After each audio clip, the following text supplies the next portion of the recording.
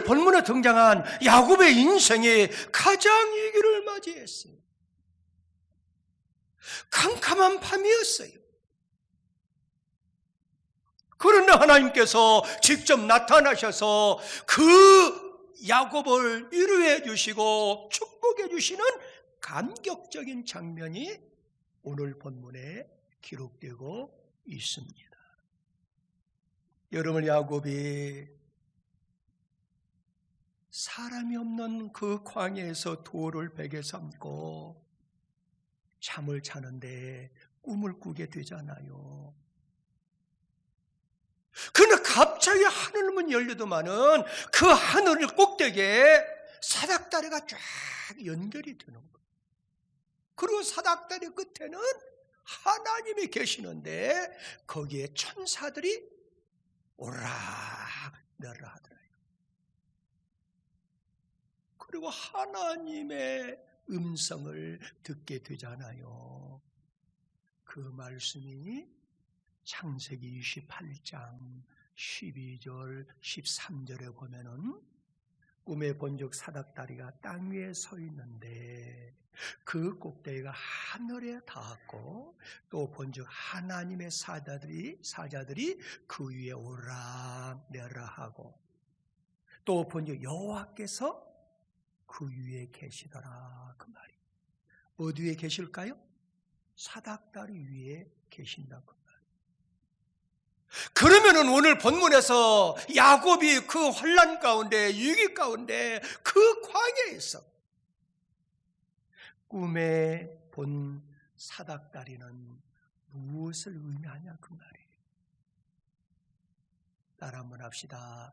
예수 그리스도를 의미합니다. 자, 성경 66권, 우리 기독교에서 가장 중요시 여기죠. 이 성경 66권을 믿는 종교가 우리 기독교예요. 믿으시면 아멘.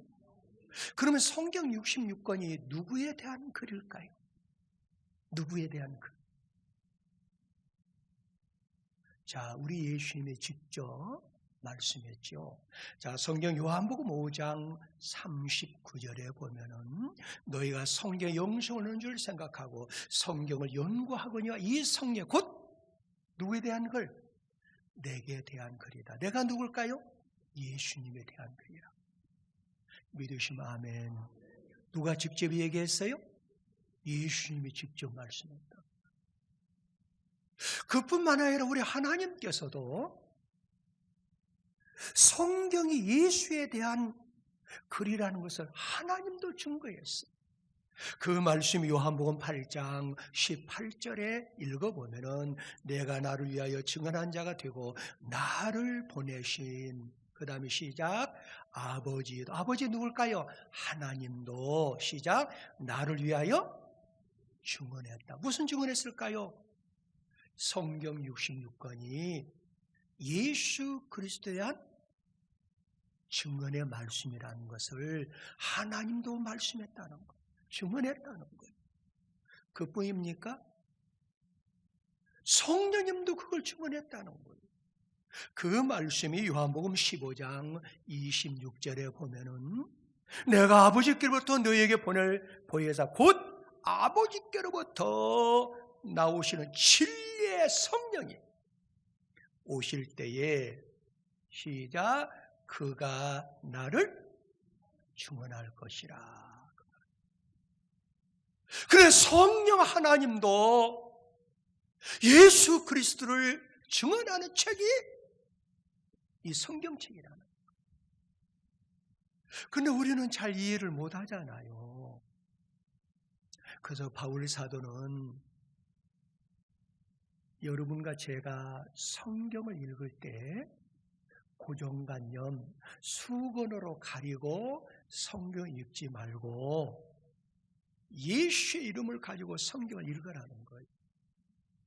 그러면 모든 성경이 예수라는 것이 그게 보여진다는 거예요. 믿으시면 아멘. 그래서 여러분 성경 고린도후서 3장 14절 16절에 보니까 이렇게 나와 있죠. 그러나 그들의 마음이 완고하여 오늘까지도 구약을 읽을 때에 그 수건이 벗겨지지 아니하고 있으니 그 수건은 시작 그리스도 안에서 없어질 것이라 그 말이에요. 그러니까 예수가 마스터 키라는 거예요. 창세기부터 요한계시록까지가 누구에 대한 글이에요? 예수에 대한 글. 그래서 15절에 보면 오늘까지 모세가 어떤 거예요? 창세기, 출애굽기, 레위기, 민수기, 신명기 5계명을 모세가 기록했잖아요. 모세 이 글을 읽을 때에 수건이 그 마음에 덮었도다. 그러나 언제든지 주께로 돌아가면 그 수건이 벗겨지리라. 믿으시면 아멘. 그리고 이 성경을 읽을 때에 예수만이 마스터 키가 된다는 거예요. 그러니까 창세부터 요한계시록까지 성경 66권은 누구에 대한 글이라고요? 예수에 대한 글이라고. 야곱은 인생의 가장 위기를 맞이했어요. 광야는 아무도 없었어요. 외로웠어요. 적막했어요. 그래서 돌을 베개 삼고 땅을 요를 삼고 하늘을 이불 삼고 별을 초름불 삼고 누워 있었어요. 여러분 상상 한번 해보세요. 얼마나 외로워요. 적막해요. 서러운 밤이에요. 쓸쓸한 밤이에요. 고독한 밤이었어요. 그런데 아무도 없는 거기에 하나님이 나타났어요. 무엇으로요? 꿈속에 보여줬다고. 꿈을 꾸는데 하늘 문이 열리게 되고 그리고 거기에 사닥다리가 연결해서 사닥다리 위에가 하나님이 계시고 근데 천사들이 그 사닥다리를 타고 오락내락하는 꿈을 꾸었어요. 그럼 여러분들 하나님과 연결되는 그 사닥다리가 누구냐 그 말이에요. 자, 성경에 보면은 요한복음 1장 51절에 보니까 시작 또 이르시되 진실로 진실로 너에게 이르노니 하늘이 열리고 하나님의 사자들이 인자 위에 오락내락 하는 것을 보리라 그랬어요. 자, 이 말씀을 잘 묵상하세요. 창세기에서 사닥다리 위에 천사가 오락내락했죠. 근데 오늘 요한복음에 보니까 천사들 어디에서 사닥다리에서 오락내락한 것이 아니라 인자 위에, 인자가 누구예요? 예수 위에서 오락내락했다는 거예요. 자, 성경을 다시 한번 찾아볼까요? 자, 잘 읽어보세요. 창세기 28장 12절 13절 시작. 꿈에 본즉 사닥다리가 땅 위에 서 있는데 그 꼭대기가 하늘에 닿았다가 말이에요. 그렇죠? 사닥다리가 하늘 닿았는데 그 끝이 누가 있어? 위에는 하나님이 계시다 그 말이에요. 자, 그 다음에 오늘 본문 요한복음 1장 51절 비교를 해보는 거예요. 시작. 1장 51절 시작. 또 이르시되 진실로 진실로 너희에게 이르노니 하늘이 열리고 하나님의 사자들이 구약성경은 뭘 타고 왔어요? 사닥다리를 타고 오락내락했죠. 근데 여기는 보니까 하나님의 사자 누구 위에? 인자가 누구예요? 예수님 위에 오락내락하는 것을 보리라 그랬다 그 말이에요. 그러면 구약에 나타난 사닥다리는 신약에서 말씀한 누구를 가리켜요? 예수를 상징한다 그 말이에요. 이걸 우리는 모형론이라 얘기를 해요. 더 좀 신학적인 용어로 말씀드리면은 표상학이라 하는 거예요. 사닥다리는 예수 그리스도의 모형을 말씀하고 있어요. 다시 말씀드려서 하나님과 우리의 중보자는 아무도 될 수 없어요. 오직 예수만이 우리의 중보자인 것을 믿으시기 바랍니다. 우리와 하나님 사이에 예수님께서 중보자로 계시고 그 위에 천사가 오르락내락 하게 되었다는 거예요. 그렇다고 하면은 우리 예수님은 우리와 하나님 사이에 사닥다리가 되어주시는데, 우리가 섬기는 예수님은 어떤 사닥다리가 되었냐 그 말이에요. 따라 한번 합시다. 예수님은 승리의 사닥다리가 되었습니다. 승리의 사닥다리가 되었다고.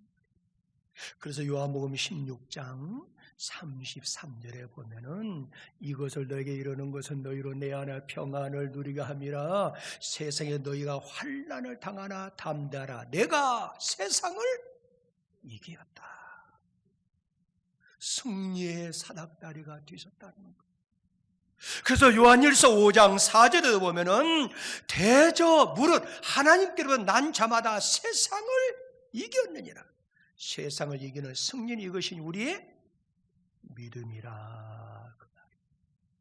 그러므로 여러분과 제가 지금 이 시대에 정치적으로, 경제적으로, 신앙적으로 위기를 맞이했어요.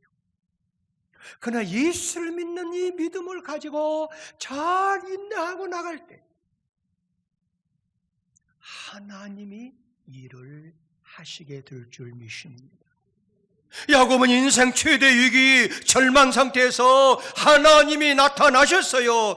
그럼으로 인해서 위기를 당할수록 희망적인 사람들은 따라 한번 합시다. 위기를 기회로 삼습니다. 기회로 삼아요.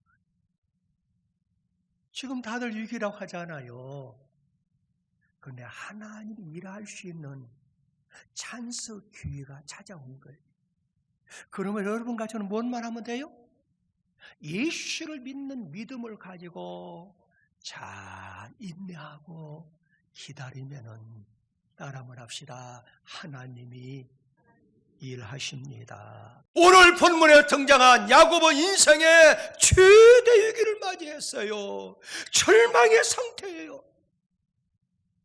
그런데 그 어려운 가운데서 하나님을 만나고 용수철처럼 일어나서 승리의 개선가를 부리며 승리의 길을 걸어간 줄 믿습니다. 그런데 여러분들 제가 가만히 보니까요, 사람마다 성공하고 승리하는 것은 긴 것이 아니에요. 한순간입니다. 한순간에 선택을 어떻게 했느냐 따라서 성공자가 되고 실패자가 될 수 있어요. 중요한 것은 똑같이 여러분과 제가 신앙생활 하지만은 하나님 제일위로 가는 사람을 신본주의라고 하지요. 근데 내 사상과 내 지식과 내 학문을 가지고 살아가요. 똑같이 교회 나오지만 그 사람은 인본주의 신학이라 하는 거예요. 자, 성경에 보면은 아브라함이 등장하죠. 하나님 명령했어요. 아브라함아, 왜? 너는 본토 친척 아비집을 떠나라. 이 말은 죄악의 자리에서 떠나라는 거예요. 우상이 울거리는 그 현장에서 떠나라는 거예요. 떠났어요. 여러분 바로 복이 왔나요? 오히려 그 사건을 통해서 그 아브라함이 갈 때 더 환난과 시련이 왔어요. 어떤 시련이 왔어요? 자기 아내 사라가 미녀이다 보니까 아내를 빼앗길 위기도 찾아왔다 그 말이에요. 그러나 아브라함은 잘 인내하고 하나님을 의지했어요. 그렇죠? 그러나 하나님께서 100세의 아들을 주었잖아요. 그렇죠? 그런데 또 갑자기 하나님께서 너의 독자 이삭을 번제로 드리라는 거예요. 여러분 한 번 주었다가 뺏어가면은 엉덩이에 뿔 나는 줄 하나님 잘 모르시는 것 같아요. 네? 그렇잖아요, 여러분들. 아니요, 이삭을 줬다가 뺏어가면 엉덩이에 뿔 나는데 하나님은 그걸 모르시는 것 같아요. 그런데 아브라함은 절대 절명이지 않아요. 그러나 자기 환경 따라서 형편 따라서 살았다고 하면은 하나님, 내가 100세에 얻은 아들인데 줄 돈 얹고 또 뺏어가려고, 그것도 또 잔인하게 목을 쳐가지고 창자를 끄집어내고 배를 잘라서 창자를 끄집어내고 번제로 드려라. 이게 말이 좀 왜 이렇게 또 사람을 더 괴롭게만 할 수 있지 않아요? 그런데 그 절대 절망의 순간에 아브라함이 선택한 것은 그게 아니었어요. 하나님 제일주의로 나갔다라는 거예요. 이걸 뭐라 그래요?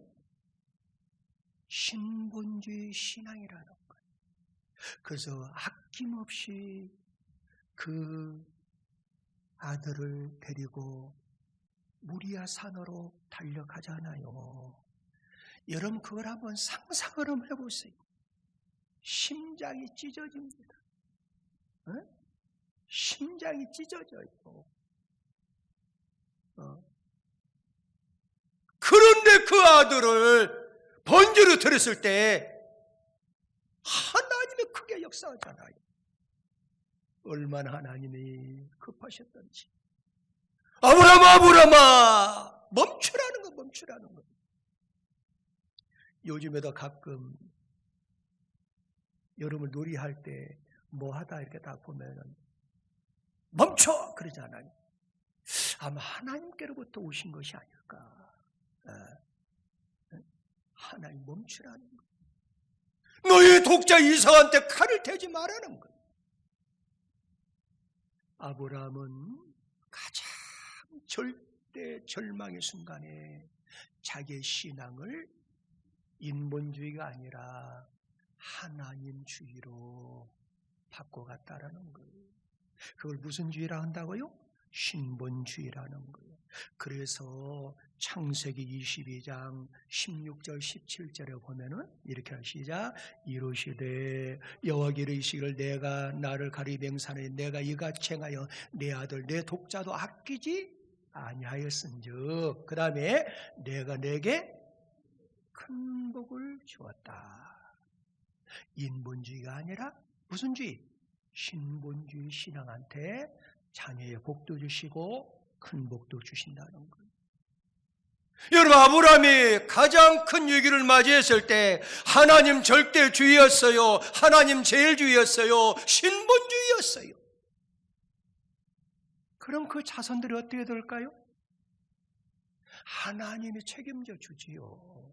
내가 하나님 제일주의로 하나님의 영광을 위해 산다면은 따라 말합시다. 하나님이 내 자녀를 책임져 주십니다. 아브라함은 신본주의였어요. 하나님 제일주의였어요. 이삭도 주님 앞에 바칠 수 있는 절대주의자. 어떤 주의? 하나님주의였다고 말이에요. 그럴 때 아들 이삭이 복을 받았잖아요. 저는 제가 성경을 많이 나름대로 연구하면서 느낀 것은 자녀들이 잘 되고 못 되는 것은 부모의 책임이라고 나는 봐요. 왜 그러느냐? 한번 읽어볼까요? 창세기 26장 4절 5절을 보면은 내 자손은 하늘의 별과 같이 번성케 하며 이 모든 땅을 내 자손의 주니 내 자손을 말며 천하 만민이 누구한테 지금 얘기하는 거예요? 이삭한테 하나님이 나타나서 얘기하는 거예요. 어느 때에? 흉년 때. 흉년은 뭐예요? 가장 기근이 심할 때. 그거 한번 집에 가서 읽어보 26장. 그리고 시간이 없으니까 자 5절 시작. 내가 본을 주는 이유는 그 말이 시작. 이는 그 말이 시작. 아브라함이 내 말을 순종하고 내 명령과 내 계명과 내 율례와 내 법도를 지켰다. 그는 아브라함이 하나님 마음에 드니까 하나님이 그의 아들 이삭을 책임져주고 이삭만 책임져주는 것이 아니라 그의 손자 야곱도 책임져 주시잖아요. 할렐루야. 그래서 야곱이 뭡니까? 이삭이 아버지 아브라함의 덕을 봐가지고 얼마나 복을 받았느냐. 창세기 26장 12절 13절 한번 보세요. 시작. 이삭이 그 딸의 농사에 그해 몇 배나? 100배 100배. 저는 축복하고 원하는 것은 여러분들 통해서 여러분들 자녀들이 현재보다 100배의 복을 받기를 예수 이름으로 축복합니다. 야고보 나무도 없는 광야에서 차가운 시련의 땅바닥에 피어오른 승리의 사닥다를 보면서 승리의 계기를 마련한 인물이었어요. 우리 사랑하는 성도 여러분들, 뿌림이 없이 어떻게 거둘 수가 있겠어요? 도전이 없이 어떻게 성취가 있겠어요? 밤이 없이 어떻게 낮이 있겠어요? 겨울이 없이 어떻게 새봄을 맞이할 수 있겠어요? 시련이 없이 어떻게 승리할 수 있겠어요? 십자가가 없이 어떻게 부활의 영광을 차지할 수 있냐 그 말이에요. 그래서 시편 기자는 시편 119편 71절에서 고난당한 것이 내게 뭐라? 유익이라는 거예요. 여러분 지금 고난당했습니까? 유익으로 받아들이세요. 할렐루야. 그래서 시편 119편 67절에 보면은 고난당하기 전 내가 그를 행해서 이제는 주의 말씀을 지킨다는 거예요. 오히려 고난을 통해서 연약한 마른 막대같이 연약한 인생 허무하구나. 그래서 이제는 내 인생을 포기하고 하나님 의지하는 신본주의로 바꿔진다는 거예요. 이게 복이라는 거예요. 그뿐만 아니라 따라 말합시다. 예수님은 우리의 기도 응답의 사닥다리가 되어주십니다. 그렇죠? 천사가 오르락내락 했다는 말은 언제나 기도 응답과 관계가 있습니다. 천사들의 사닥다리를 통해서 오르락내락 했다는 것은 원칙이에요. 이 말씀은 기도가 예수님을 통해서 상달 하나님께 된다는 거예요. 그래서 여러분과 제가 기도할 때 누구 이름으로 기도해요? 예수 이름으로 기도하잖아요. 여러분들 위기 때 하나님 제일주로 나오셔서 따라만 합시다. 하나님께 기도해야 됩니다. 기도해야 된다 그 말. 네. 마지막으로 따라만 합시다. 예수는 복의 사닥다리입니다. 복의 사닥다리는 뭐예요? 하나님은 복의 근원 되셔요. 복의 근원 되신 하나님께서는 사닥다리 되시는 예수님을 통하여 여러분과 저한테 복을 주십니다. 그래서 오늘 본문을 보면은 자 사닥다리 오락나락하죠. 그런데 거기에서 무슨 복을 주느냐? 거기 자 창세기 오늘 본문 13절에 읽어보면 시작. 또 본즉 여호와 그 위에 서서 이르시되 나는 여호와 너의 조부 아브라함 하나님이요 이삭 하나님이요 내가 누워있는 땅을 내가 내 자손에게 주려니. 누워있는 땅을 준다는, 땅은 뭐요? 재산의 복을 준다는 거예요. 구약시나 지금시나 땅은 재산을 상징하는 거예요. 그 다음에 또 14절에 보면은 14절 시작. 내 자손의 땅에 티끌같이 되어 서쪽 동쪽 북쪽 남쪽으로 퍼져나갈 것이다. 자손들이 잘 되는 복을 준다는 거예요. 할렐루야. 그뿐만 아니라 14절 중반절에 보면은 거기에 땅의 모든 족속이 너와 내 자손을 말미암아 복을 받으리. 이건 뭘 가리켜요? 복의 근원이 된다는 거예요. 꼭 여러분들은 요셉처럼 가는 곳곳마다 여러분들이 복의 근원이 되어야 돼요. 할렐루야. 여러분도 어느 회사에 들어 그 회사가 여러분들 때문에 복받는 회사가 되어야 되고, 직장도 여러분들 때문에 거기에 어떻게 돼요? 직장이 살아나는 역사, 복의 근원이 된다고 말이에요. 그뿐만 아니라 거기 15절에 보면은 내가 너와 함께 있어. 이건 뭐예요? 동행의 축복을 주신다는 거예요. 그뿐만 아니라 15절 중반에 보면 내가 허락한 걸 다 이루고까. 이 말은 무슨 말이에요? 성취의 복을 주신다는 거예요. 오늘 본문에 예수는 복의 사닥다리가 돼요. 그러므로 지금 힘들고 어려울 때 우리 주님은 여러분들을 특별히 관찰하고 계세요. 그럴 때 오늘 본문의 말씀처럼 우리 예수, 오직 예수로 승리해야 되는데, 오직 예수는 어떤 분이라고요? 승리의 사닥다리가 되시고, 아멘. 기도 응답의 사닥다리가 되시고, 아멘. 축복의 사닥다리가 되시는데, 꼭 주님 중심으로 여러분들의 삶을 살아가게 되면은 여러분들도 하나님이 책임져 주시지만 여러분들 자손들을 하나님이 책임져 주실 줄 믿습니다.